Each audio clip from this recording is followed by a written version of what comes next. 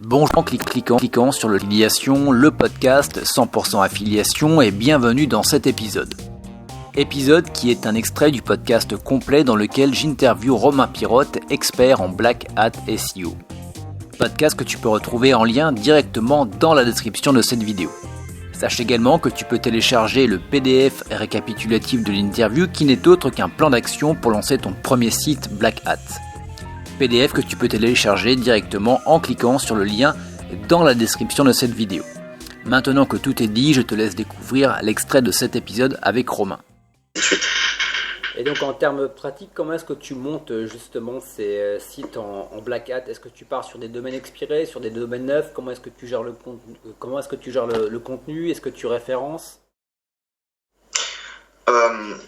Alors par rapport à cette stratégie, oui, bien sûr. L'idéal, c'est de partir sur des noms de domaine expirés. Ouais. Pour expliquer pour ceux qui ne connaissent pas, vous avez par exemple en 2015 un film qui sort, le film d'Avengers.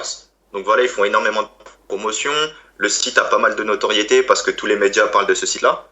Ouais. Eh bien, en 2016 et en 2017, le site est encore vivant. Par contre, en 2018, vu qu'Avengers 2015 est terminé, ils oublient de renouveler le nom de domaine. Et nous, justement, on va voir que le nom de domaine va expirer et on va essayer de le racheter. On va essayer de le racheter parce qu'il bénéficie d'une popularité, notamment par Google, qui est hyper intéressante. Donc D'accord. Dessus, si on récupère le nom de domaine expiré, on va pouvoir relancer un nouveau site, mais ça va nous faire, comme tu disais, gagner facilement 4 à 6 mois. Donc c'est super intéressant. Ok. Alors juste une question, est-ce que tu vas prendre un nom de domaine qui va être thématique par rapport au produit que tu veux lancer, ou est-ce que ça peut être par exemple à Avengers, est-ce que je peux l'utiliser pour ma boutique de chaussures? Alors sur une stratégie Black Hat, c'est vrai que privilégier la thématique c'est toujours mieux. Ouais. Par contre, des noms de domaine, de plus en plus de gens en achètent parce que c'est vraiment de l'or en barre. Les noms de domaine, ça se rentabilise très très facilement, ouais. Avec du white ou avec du Black Hat. Et il y en a très peu. Enfin, il y en a beaucoup moins qu'avant en tout cas. Donc, il y en a beaucoup moins qu'avant. Donc, ça reste un peu compliqué de se dire, ok, je lance une thématique santé, je vais trouver 10 noms de domaine santé. Donc ouais. Voilà, j'essaye de trouver les meilleurs noms de domaine au niveau de mes métriques, donc de ma sélection. Et même si c'est un nom de domaine camping, par exemple thématique camping qui n'a rien à voir avec la santé, je vais quand même essayer de lancer mes produits, mes catégories, mes thématiques sur ce nom de domaine-là. Parce que je me dis, si le nom de domaine prend bien, mes pages se positionneront quand même sur Google, quelle que soit la thématique. Ok, d'accord. Après, privilégier la thématique, c'est toujours mieux. Clairement, quelqu'un qui vend des baskets, c'est toujours mieux d'avoir un nom de domaine expiré qui traitait anciennement de baskets, c'est sûr. Mais c'est pas toujours facile à avoir. La thématique, ça aide, mais c'est pas indispensable pour avoir des résultats. Ok. Et ces noms de domaine expirés, tu les récupères comment? Est-ce qu'il y a des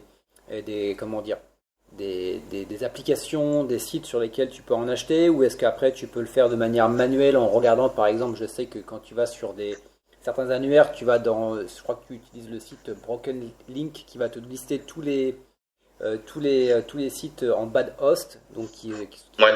Et après tu peux récupérer et racheter après ces noms de domaine.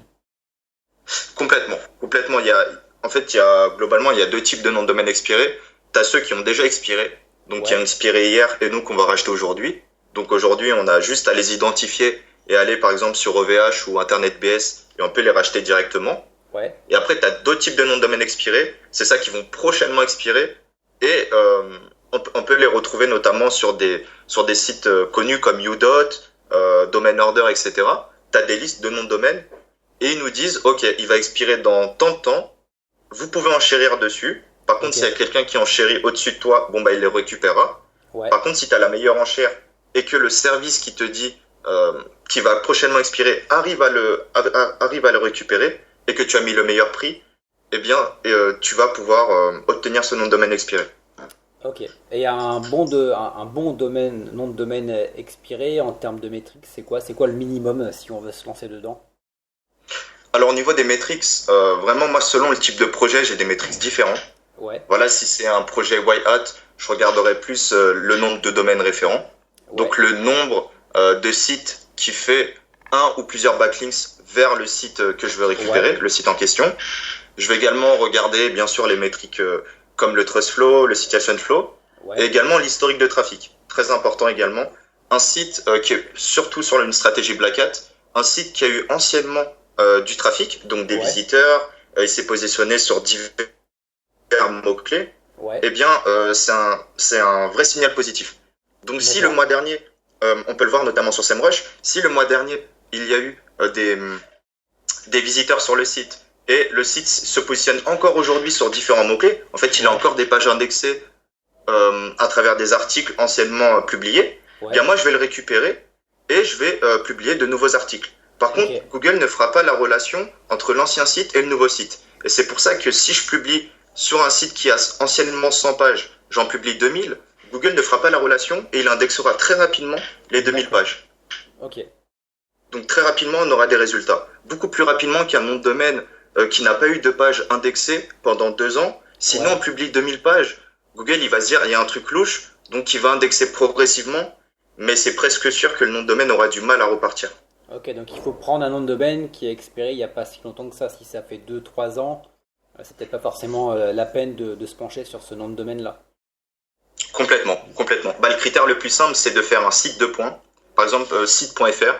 Bon, je vais regarder sur Google, je vais taper site.fr et je vais voir si le site que je veux récupérer a encore des pages indexées. C'est super important, c'est un des indices les plus simples à contrôler et qui atteste de la qualité d'un site. Parce qu'un site qui n'a plus de pages indexées, c'est un site que potentiellement, si on relance, il aura du mal à indexer rapidement et un volume de pages conséquent.